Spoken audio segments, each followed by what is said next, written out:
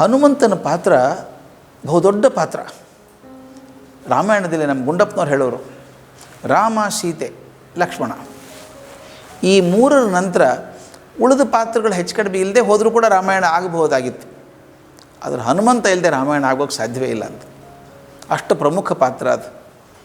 ನೋಡಿ ಇದು ಹೇಗಿದೆ ಅಂದರೆ, ಹನುಮಂತ ರಾಮನಿಗಿಂತ ಬಹುದೊಡ್ಡವನು, ವಯಸ್ಸಲ್ಲಿ ಭಾಳ ದೊಡ್ಡವನು. ರಾಮ ಪುಟ್ಟ ಮಗು ಆಗಿದ್ದಾಗ ಆಗಲೇ ದೊಡ್ಡವನಾಗಿದ್ದವನು, ಅಷ್ಟು ಹಳುವ. ಆದರೆ ರಾಮನ ದಾಸ ಅಂತ ಒಪ್ಕೊಂಡ. ಅವನ ಬಾಲ್ಯ ಭಾಳ ಚೆಂದ. ಬಾಲ್ಯದಲ್ಲಿ ಭಾಳ ಉಪದ್ವ್ಯಾಪಿ, ಸಣ್ಣ ಮಕ್ಕಳಿರೋ ಹಾಗೆ ತುಂಬ ಚುರುಕು, ಚಟುವಟಿಕೆ. ಆಶ್ರಮದಲ್ಲಿ ಋಷಿಗಳು ತಪಸ್ಸು ಮಾಡ್ತಿರಬೇಕು, ಯಜ್ಞ ಮಾಡ್ತಿರಬೇಕು. ಇವನು ಕೀಟ್ಲೆ ಅಂದರೆ ಅಸಾಧ್ಯ ಆಗೋಯ್ತು, ತಡ್ಕೊಳ್ಳೋಕ್ಕೆ ಆಗಲಿಲ್ಲ. ತಾಯಿ ಅಂಜನಾದೇವಿ ಎಷ್ಟು ಹೇಳ್ಕೊಂಡ್ಲು, ಮಾಡೋ ಬೇಡ, ಗದ್ದಲ ಮಾಡಬೇಡ ಅಂತ. ಅವನು ಕೇಳೋನಲ್ಲ.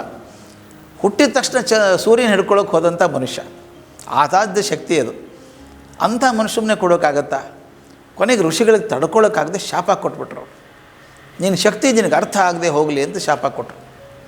ಅಂಜನಾದ ಹೋಗಿ ಕೇಳ್ಕೊಂಡ್ಲು, ಅಯ್ಯೋ ಇರೋ ಒಬ್ಬ ಮಗ, ಅವನ ಶಕ್ತಿನೇ ಗೊತ್ತಾಗ್ಬೇಡಂದ್ರೆ ಹೆಂಗೆ ಬದುಕ್ತಾನೋ ಅವನು ಅಂತ. ಋಷಿಗಳು ಉಶಾಪ ಅಂತ ಕೊಡ್ತಾರೆ, ಅದಕ್ಕೊಂದು ಮೆಕ್ಯಾನಿಸಮ್ ಅದು, ಆ ಶಾಪ ತೆಗಿಯೋ ಹಾಗೆ. ಅವರಂತ ನೋಡಿ ಅವ್ನು ಇರಲಿ, ಅವನ ಶಕ್ತಿ ಅವನು ಗೊತ್ತಾಗೋದು ಬೇಡ. ಆದರೆ ಯಾವತ್ತೋ ಒಂದು ದಿವಸ ತಿಳಿದವರು ಹಿರಿಯರು ನಿನ್ನಲ್ಲಿ ಅಸಾಧ್ಯ ಶಕ್ತಿ ಇದೆಯೋ ಆಂಜನೇಯ ಅಂತ ಹೇಳಿದಾಗ ಶಕ್ತಿ ಬಂದುಬಿಡ್ತದೆ ಅವನಿಗೆ ಅಂತ. ಅದು ಮುಖ್ಯ. ಅವನು ಬಂದು ಸುಗ್ರೀವನ ಹತ್ರ ಇದ್ದ, ಕಿಷ್ಕಿಂದ ನಮ್ಮ ಅದಕ್ಕೆ ಹೇಳಿದ ನಾನು, ಆಂಜನೇಯ ನಮ್ಮವನು, ಕನ್ನಡದವನು, ಹಂಪಿಯಲ್ಲಿದ್ದವನು, ಆ ಪಂಪಾ ಸರೋವರದಲ್ಲಿದ್ದವನು, ಆಂಜನಾದ್ರಿ ಬೆಟ್ಟದ ಮೇಲೆ ಹುಟ್ಟಿದ್ದವನು. ನೋಡ್ಬೇಕದನ್ನು, ಅದ್ಭುತ. ಆಂಜನೇಯ ಅಂತವನು ಅಲ್ಲೇ ಹುಟ್ಟಬೇಕ್ರಿ, ಅಂಥ ಎತ್ತರದಲ್ಲೇ ಹುಟ್ಟಬೇಕು ಅವನು, ಆಗಿದ್ದವನು. ಸುಗ್ರೀವ ವಾಲಿ ಎಂಥ ಅದ್ಭುತ ಅಣ್ಣ ತಮ್ಮ ಗೊತ್ತಾ, ಅತ್ಯಂತ ಪ್ರೀತಿ ಅಣ್ಣ ತಮ್ಮ. ವಾಲಿಗೆ ಸುಗ್ರೀವ ಮೇಲೆ ಅಸಾಧ್ಯ ಪ್ರೀತಿ, ನಂಬಿಕೆ, ಅಷ್ಟು ಪ್ರೀತಿ. ಒಂದು ಸಣ್ಣ ವಿಷಯಕ್ಕೆ ಜಗಳ ಆಗ್ಬಿಡ್ತದೆ. ಒಂದು ಮಾತು ತಿಳ್ಕೊಬೇಕು ನಾವು, ಎಲ್ಲಿ ಅತ್ಯಂತವಾದ ಪ್ರೀತಿ ಇದೆಯೋ ಅದೇ ಮಾತ್ರ ದ್ವೇಷ ಆಗುವಂಥದ್ದು. ನೀನು ತಿಳ್ಕೊಳ್ಳಿ, ರಸ್ತೆ ಮೇಲೆ ಹೋಗೋರನ್ನೆಲ್ಲ ದ್ವೇಷ ಮಾಡೋಕ್ಕಾಗಲ್ಲ ನಮಗೆ. ಯಾರನ್ನು ದ್ವೇಷ ಮಾಡ್ತೀವಿ ಹೇಳಿ? ಯಾರ ಬಗ್ಗೆ ತುಂಬ ಆತ್ಮೀಯತೆ ಇತ್ತೋ ಅವರು ಸಿಡಿದು ಬೇರೆ ಬಂದಾಗ ದ್ವೇಷ ಆಗೋಕ್ಕೆ ಶುರು ಆಗುತ್ತೆ. ಅಣ್ತಮ್ಮಂದರು ದ್ವೇಷ ಆಗೋದು ಎದಕ್ಕೆ? ಜೊತೆಗೆ ಬೆಳೆದವರು ಅವರು, ಯಾವುದೋ ಒಂದು ಕಾರಣಕ್ಕೆ ಬೇರೆ ಆಗ್ತಾರೆ. ಎಲ್ಲಿ ಪ್ರೀತಿ ಇದೆಯೋ ಅಲ್ಲೇ ದ್ವೇಷ ಹುಟ್ಟೋದು. ಒಂದು ಕಾರಣ, ಯಾವನೋ ರಾಕ್ಷಸ ಬಂದ ಅಂತ ಅವನು ಕೊಲ್ಲಬೇಕು ಅಂತ ವಾಲಿ ಹೋದ. ಯುದ್ಧ ಆಯಿತು, ಭಾಳಷ್ಟು ದಿವಸ ಯುದ್ಧ ಆಯಿತು. ಆಮೇಲೆ ಗುಹೆಯಿಂದ ರಕ್ತ ಬರೋಕ್ಕೆ ಶುರು ಆಯಿತು. ಕತೆ ಹೇಳೋದೇನು ಬೇಕಿಲ್ಲ. ಅಣ್ಣ ಸತ್ತು ಹೋದ ಅಂತ ಗುಹೆಗೆ ಮುಚ್ಚಳ ಹಾಕಿ ಬಂದುಬಿಟ್ಟ. ಅವನು ಗುಹೆ ಮುಚ್ಚಿ ಬಂದುಬಿಟ್ಟ, ತಾನೇ ರಾಜ ಆಗಿಬಿಟ್ಟ. ಆಗ ಸುಗ್ರೀವ ರಾಜ ಆದಾಗ ವಾಲಿ ಬರ್ತಾನೆ, ಅವನು ಸುಗ್ರೀವನು ದೇಶ ಬಿಟ್ಟು ಓಡಿಸ್ತಾನೆ, ಹೋಗು ಅಂತ. ಒಂದು ಸಣ್ಣ ಪ್ರದೇಶದಲ್ಲಿ ಇರ್ತಾನೆ ಸುಗ್ರೀವ. ಯಾಕಂದರೆ ಅಲ್ಲಿ ಯಾಕೆ ಹೋಗಲ್ಲ ಅಂದರೆ ಅದೊಂದು ಶಾಪ ಇದೆ. ಒಬ್ಬ ರಾಕ್ಷಸನ ಕೊಂದು ಒಗೆದಿದ್ದ, ಅಲ್ಲಿ ತಪಸ್ವಿಗಳು ಶಾಪ ಕೊಟ್ಟರು, ಈ ಜಾಗದಲ್ಲಿ ವಾಲಿ ತಲೆ ಇಟ್ಟರೆ, ಕಾಲಿಟ್ಟರೆ ಅವನು ತಲೆ ಸಿಡಿದು ಹೋಳಾಗ್ತದೆ ಅಂತ. ಆ ಜಾಗಕ್ಕೆ ಮಾತ್ರ ಹೋಗ್ತಿರಲಿಲ್ಲ, ಅಲ್ಲಿ ಮಾತ್ರ ಸುಗ್ರೀವ ಕೂತ್ಕೊಂಡಿದ್ದ. ಅವನಿಗೆ ಮಂತ್ರಿ ಆಗಿದ್ದವನು. ಯಾವಾಗಲೂ ನಾನು ಹೇಳೋದಿದು, ಎಲ್ಲೆಲ್ಲಿ ಒಳ್ಳೆ ಮಂತ್ರಿಗಳು ಸಿಕ್ಕಿದ್ದಾರೋ ಅಲ್ಲಿ ರಾಜರು ಯಶಸ್ವಿಯಾಗಿದ್ದಾರೆ, ಎಲ್ಲೆಲ್ಲಿ ಒಳ್ಳೆ ಮಂತ್ರಿಗಳು ಸಿಗಲು ರಾಜರು ಫೇಲ್ ಆಗಿದ್ದಾರೆ. ರಾಜನಷ್ಟೇ ಜವಾಬ್ದಾರಿ ಮಂತ್ರಿ ಇದಿರಬೇಕಾದದ್ದು. ಆಂಜನೇಯನಂಥ ಅದ್ಭುತ ಶಕ್ತಿ ಇರೋ ಮನುಷ್ಯ ನಂಬಕ್ಕೆ ಸಾಧ್ಯ ಇಲ್ಲ, ಮಂತ್ರಿಯಾಗಿದ್ದ. ಆಗ ಒಂದು ಸಲ ರಾಜ್ಯದಿಂದ ಬಹಿಷ್ಕೃತರಾಗಿ ಬಂದವರು ಇವರು. ರಾಮ ಹುಡ್ಕೊಂಬಂದ, ಕಬಂದ ಹೇಳ್ತಾನೆ, ಹೋಗು ದಕ್ಷಿಣಕ್ಕೆ ಹೋಗು, ಕಿಷ್ಕಿಂಧೆಗೆ ಹೋಗು, ಅಲ್ಲಿ ನಿನಗೆ ಸುಗ್ರೀವ ಸಿಗ್ತಾನೆ, ಅವನೇನು ಹೆಂಡ್ತಿನ ಹುಡ್ಕೋಕ್ಕೆ ಸಹಾಯ ಮಾಡ್ತಾನೆ ಅಂತ. ಇವನು ಅಸಹಾಯಕನಾಗೇ ಬಂದವನು ರಾಮ, ಹೆಂಡ್ತಿನ ಹುಡ್ಕೊಂಡು ಬಂದವನು. ಇಲ್ಲೇ ಸುಗ್ರೀವ ತನ್ನ ರಾಜ್ಯ ಅಲ್ಲ, ಹೆಂಡ್ತಿನೂ ಕಳ್ಕೊಂಡವನು ಇವನು. ರುಮೆ ವಾಲಿ ಜೊತೆಗಿದ್ಲು. ಆಗ ಆಂಜನೇಯ ಮಾಡುವಂಥ ಕೆಲಸ ಭಾಳ ಅದ್ಭುತ ಮಾತದು. ಅವರಿಬ್ಬರು ಬರೋದು ಕಾಣಿಸುತ್ತೆ, ರಾಮ ಲಕ್ಷ್ಮಣರು. ಬೆಟ್ಟದ ಮೇಲೆ ಕೂತಂಥ ಸುಗ್ರೀವ ಹೇಳ್ತಾನೆ, ಯಾರೋ ಬಂದಿದ್ದಾರೆ, ಬಹುಶಃ ವಾಲಿನ ಕಳಿಸಿರ್ಬೇಕು, ಯಾರನ್ನೋ ನಮ್ಮನ್ನು ಹೊಡೆಯೋಕ್ಕೆ ಕಳಿಸಿರ್ಬೇಕು, ನೋಡ್ಕೊಂಬ ಅಂತ. ಆಂಜನೇಯ ಬ್ರಾಹ್ಮಣನ ವೇಷ ಹಾಕ್ಕೊಂಡು ಹೋಗ್ತಾನೆ. ಅಲ್ಲಿ ನಿಂತ್ಕೊಂಡು, ನೀವು ಯಾರು, ಎಲ್ಲಿಂದ ಬಂದಿರಿ ಅಂತ ಕೇಳ್ತಾನೆ. ಆ ಮಾತುಗಳಿಗೆ ಎಷ್ಟು ಛಂದ. ರಾಮ ಹೇಳ್ತಾನೆ, ಇವನಷ್ಟು ಅದ್ಭುತವಾಗಿ ಮಾತಾಡೋನು ನಾನು ಕಾಣಲಿಲ್ಲಪ್ಪ. ಇವನು ವೇದವಿದ, ಎಲ್ಲ ವೇದಗಳನ್ನು ಸಾಧಿಸಿಕೊಂಡಿದ್ದಾನೆ, ಸಾಮವೇದ ತಿಳ್ಕೊಂಡಿದ್ದಾನೆ, ಮಾತಿನಲ್ಲಿ ಒಂದು ತಪ್ಪು ಬರಲಿಲ್ಲ, ಸರಾಗವಾಗಿ ಮಾತಾಡ್ತಾನೆ, ಒಂದು ದೋಷ ಇಲ್ಲ, ಧ್ವನಿ ಏರಿಳಿತ ಸರಿ ಇದೆ, ಎಷ್ಟು ವರ್ಣನೆ ಮಾಡ್ತಾನೆ ಅಂದರೆ ಇಂಥ ಮಾತುಗಾರ ನಾನು ಕಾಣಲಿಲ್ಲ ಅಂತ ರಾಮ ಹೇಳ್ತಾನೆ. ಆಮೇಲೆ ನೀವ್ಯಾರು ಅಂತ ಕೇಳ್ತಾನೆ. ಆಗ ರಾಮ ಹೇಳ್ತಾನೆ, ಲಕ್ಷ್ಮಣ ನೀ ಹೇಳು ಯಾರು ನಾವು ಅಂತ.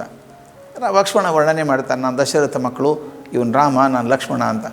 ಒಂದೇ ಕ್ಷಣಕ್ಕೆ ಇವನು ರಾಮ ಅಂತ ಗೊತ್ತಾದ ತಕ್ಷಣ ಆಂಜನೇಯ ತನ್ನ ಮೊದಲಿನ ರೂಪಕ್ಕೆ ಬಂದು ಹೇಳ್ತಾನೆ, ರಾಮ ನೀನೇ ನನ್ನ ದೇವರು, ನನ್ನ ದೈವ, ನೀನೇ ದೇವರು ಅಂತ ತೀರ್ಮಾನ ಮಾಡಿಬಿಟ್ಟಿದ್ದೇನೆ, ನಾನು ನೋಡೋಕ್ಕೆ ಅವಕಾಶ ಇರಲಿಲ್ಲ ಪ್ರಭು, ಬಂದೆಯಲ್ಲ ಅಂತ ಸರೆಂಡರ್ ಆಗ್ತಾನೆ. ಇದು ಅದ್ಭುತ ಮಾತು ಅನಿಸುತ್ತೆ ನನಗೆ. ಒಮ್ಮೆ ಮೊದಲು ನೋಡಲಾರದಂಥ ಮನುಷ್ಯನನ್ನು, ಇದು ಬಹಳ ಅದ್ಭುತ ಶಕ್ತಿ. ಇದು ನೋಡೇ ಇಲ್ಲ ರಾಮನ ಗುಣಗಳನ್ನು ಕೇಳಿದ್ದಾನೆ, ಅವನ ಗುರು ಅಂತ ಒಪ್ಕೊಂಡ್ಬಿಟ್ಟಿದ್ದಾನೆ ನೋಡಲಾರ್ದೆ. ಈಗಿನ ಕಾಲದಲ್ಲಿ ನಿಮಗೆ ಬೇಕಾದ ಸವಲತ್ತುಗಳಿದ್ದಾವೆ, ಟೆಲಿಫೋನ್ ಇದೆ, ಟೆಲಿವಿಷನ್ ಇದೆ, ಏನು ಬೇಕಾದರೂ ಕಾಂಟ್ಯಾಕ್ಟ್ ಮಾಡ್ಬೋದು, ಮಾತಾಡ್ಬೋದು ಯಾರ ಜೊತೆಗೆ. ಆಗಿನ ಕಾಲದಲ್ಲಿ ಇರಲಿಲ್ಲಲ್ಲ. ಬರೀ ರಾಮನ ಶಕ್ತಿಯನ್ನು ದೂರದಿಂದ ಕೇಳಿ ಅವನು ತಾನ ದಾಸ ಅಂತ ಒಪ್ಕೊಂಡ್ಬಿಟ್ನಲ್ಲ ಹನುಮಂತ. ಅದ್ಭುತ ಅಲ್ವಾ? ಮೊದಲೇ ಸಲ ನೋಡಿದ್ದು ರಾಮನ, ಕಾಲಿ ಬೀಳ್ತಾನೆ, ನಾನು ನಿನ್ನ ಶಿಷ್ಯ ಅಂತ. ಹೌದಾ ಮಾರಾಯ, ನೀನು ಹೆಂಗೆ ಶಿಷ್ಯ ಆದ್ಯೋ? ನಾನು ಇಲ್ಲ, ನಾನು ಮತ್ತೊಂದು ಗುರಿ ಇಲ್ಲ ನನಗೆ, ನಿನ್ನ ಜೊತೆಗೆ ಇರಬೇಕಾದದ್ದು. ಅವರಿಬ್ಬರನ್ನ ಹೆಗಲ ಮೇಲೆ ಹೊತ್ಕೊಂಡು ಸುಗ್ರೀವನ ಕಡೆ ಬರ್ತಾನೆ, ಪರಿಚಯ ಮಾಡಿಸ್ತಾನೆ, ಒಪ್ಪಂದ ಆಗತ್ತೆ. ಅವನ ಮೂಲಕ ಸೀತೆಯನ್ನು ಹುಡುಕುವಂಥದ್ದು. ರಾಮಾಯಣದಲ್ಲಿ ಸುಂದರಕಾಂಡ ಅಂಥದ್ದು ಭಾಗ ಬರ್ತದೆ. ಸುಂದರಕಾಂಡ ಪೂರ್ತಿ ಹನುಮಂತನ ಕಾಂಡನೇ ಅದು. ಸುಂದರಕಾಂಡ ಅದು ಹೆಸರೇ ಎಷ್ಟು ಚಂದ, ಸುಂದರಕಾಂಡ. ಆದ ಕಾರಣದಂದರೆ ಆಂಜನೇಯ ರಾಮನ ಹೆಂಡತಿ ಸೀತೆಯನ್ನು ಹುಡುಕೊಂಡು ಲಂಕೆಗೆ ಹೋಗುವಂಥ ಪ್ರಸಂಗ, ಅಲ್ಲಿಂದ ಬರುವಂಥದ್ದು, ಇಬ್ಬರನ್ನು ಸೇರಿಸುವಂಥ ಕೆಲಸ. ಆದ್ದರಿಂದ ಸುಂದರಕಾಂಡ ಅಂಥದ್ದು. ಅಲ್ಲಿ ಹೋದಾಗ ಮತ್ತೆ ಬರುತ್ತದೆ, ಸಮುದ್ರ ದಾಟಬೇಕು. ಎಲ್ಲ ಕೋತಿಗಳಾಗಿ ಅವನು ಹೇಳ್ತಾನೆ, ನನಗೆ ನನಗೆ ಆಗೋಲ್ಲ ಅಂತ ಅಂದ್ಬಿಡ್ತಾನೆ.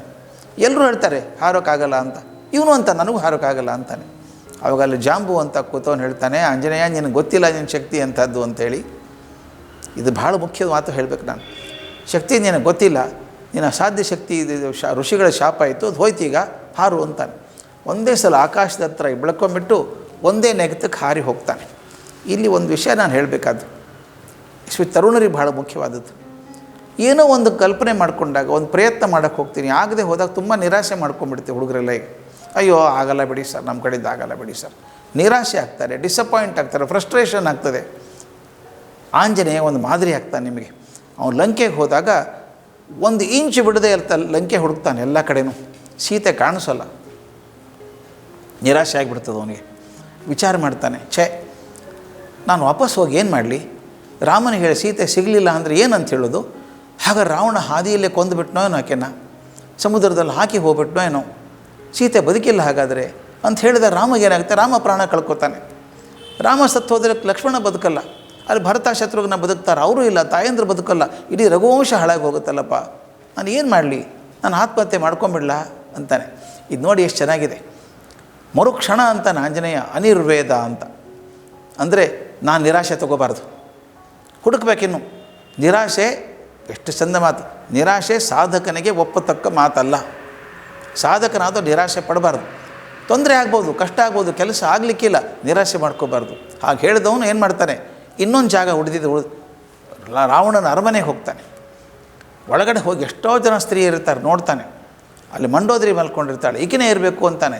ಅಲ್ಲ, ಈಗ ಆರಾಮ್ ನಿದ್ದೆ ಮಾಡ್ತಾಳೆ ರಾಮನ ಬಿಟ್ಟಾಕೆ ಅಂತ ಹೊರಗೆ ಬರ್ತಾನೆ. ಮತ್ತೆ ನಿರಾಶೆ, ನಾನು ಏನು ಸನ್ಯಾಸ ಆಗಿಬಿಡ್ಬೇಕು, ಇಲ್ಲೇ ಲಂಕೆಯಲ್ಲಿ ಇದ್ಬಿಡ್ಬೇಕು, ವಾಪಸ್ ಹೋಗಬಾರ್ದು ಅಂದ್ಕೋತಾನೆ. ಮತ್ತೆ ಚೂರು ಮಾಡ್ತಾನೆ, ಇನ್ನೇನಾದರೂ ಜಾಗ ಉಳಿದಿದೆಯಾ ಅಂತ. ಅಲ್ಲಿಗೆ ಹೋಗ್ತಾನೆ. ಅಶೋಕವನಕ್ಕೆ ಹೋಗಿ ಸೀತೆಯನ್ನು ನೋಡಿ ಮೇಲೆ ಕೂತು ಕಾಯ್ತಾನೆ. ತನ್ನ ಅವಕಾಶವನ್ನು ಕಾಯ್ದು ಎಷ್ಟು ಬುದ್ಧಿವಂತಿಕೆ ಒಂದು.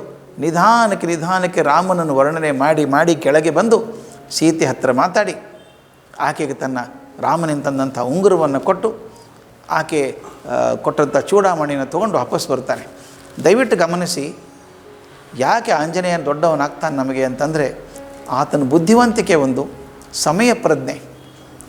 ಅವನು ಹೇಳ್ತಾನೆ ಸೀತೆಗೆ, ಬಂದ್ಬಿಡು ಸೀತೆ, ಕರ್ಕೊಂಡು ಹೋಗ್ಬಿಡ್ತೀನಿ ಅಮ್ಮ, ನಿನ್ನ ಹೆಗಲ ಮೇಲೆ ಕೂತ್ಕೊಂಡ್ಬಿಡು, ಹೇಗೆ ಬಂದು ನಾನು ಕರ್ಕೊಂಡು ಹೋಗ್ಬಿಡ್ತೀನಿ, ಸಾಯಂಕಾಲ ಹೊತ್ತಿಗೆ ರಾಮನ ಸೇರ್ಕೊಂಡ್ಬಿಡ್ತೀಯ ನೀನು ಅಂತ.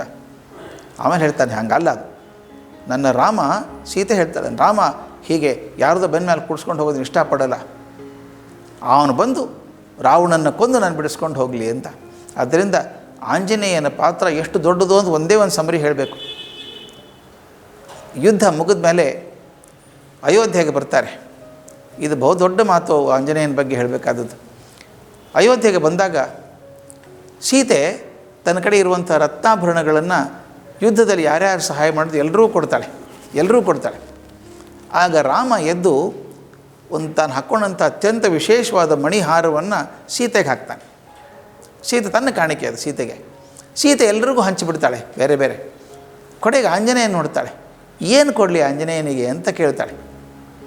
ರಾಮ ಹೇಳ್ತಾನೆ, ನೋಡು ಆಂಜನೇಯನಿಗೆ ಏನು ಕೊಡಬೇಕು ನಾನು ತೀರ್ಮಾನ ಮಾಡೋಕ್ಕೆ ಸಾಧ್ಯವೇ ಇಲ್ಲ, ನಿನಗೇನು ಅನಿಸುತ್ತೋ ಕೊಟ್ಬಿಡು ಅಂತ, ನಿನಗೇನು ಕೊಡಬೇಕೋ ಕೊಡು ಅಂತ. ಇದು ಅದ್ಭುತ ಮಾತ್ರಿ. ರಾಮ ತನ್ನ ಪ್ರೇಮದ ದ್ಯೋತಕವಾದದ್ದು ಪಣಿಯನ್ನು ಸೀತೆಗೆ ಕೊಟ್ಟಿರ್ತಾನೆ. ಸೀತೆ ಏನು ಮಾಡ್ತಾಳೆ ಗೊತ್ತಾ, ರಾಮನ ಕಡೆ ನೋಡಿಬಿಟ್ಟು ತಾನು ಹಾಕ್ಕೊಂಡಂಥ ಮಣಿ, ರಾಮ ಕೊಟ್ಟಂಥ ಮಣಿಯನ್ನು ಎತ್ತಿ ಆಂಜನೇಯನಿಗೆ ಹಾಕಿಬಿಡ್ತಾಳೆ, ಅವನು ಕೊಟ್ಬಿಡ್ತಾಳೆ. ಇದು ಇದು ಇದು ಅದರ ಸೀತೆ ಎಷ್ಟು ಮಹತ್ವ ಕೊಟ್ಟಲು ಅವನಿಗೆ ಅಂತ. ರಾಮ ಕೊನೆಗೊಂದು ಮಾತು ಹೇಳ್ತಾನೆ, ಆಂಜನೇಯನಿಗೆ ಏನು ಕೊಡಬೇಕಪ್ಪ, ನಾವು ಏನು ಕೊಡಬೇಕು ಅಂತ ಹೇಳಿದಾಗ ಎದ್ದು ನಿಂತ್ಕೊಂಡು ನಾನು ಗಟ್ಟಿಯಾಗಿ ಅಪ್ಕೊಂಡ್ಬಿಡ್ತಾನೆ, ನನ್ನೇ ನಾನು ನಿನಗೆ ಕೊಟ್ಟಿದ್ದೀನಿ ಅಂತ.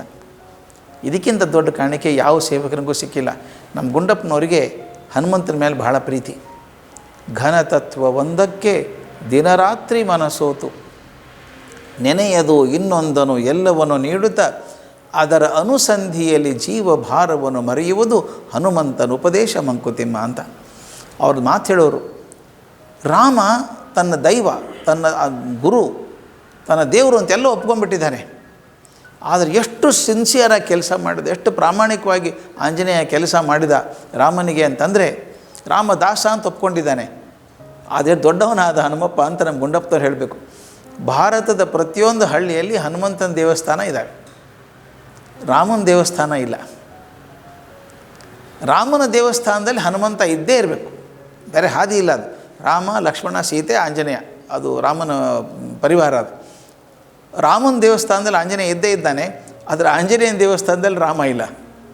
ಅದಕ್ಕೆ ಅವ್ರು ಹೇಳೋರು, ತನ್ನ ದಾಸತ್ವದಿಂದ ಎಷ್ಟು ದೊಡ್ಡವನಾದ ಅಂದರೆ ರಾಮನಿಗಿಂತ ಹೆಚ್ಚು ಪ್ರಸಿದ್ಧ ಆಗಿಬಿಟ್ಟ ಆಂಜನೇಯ ಅಂತ.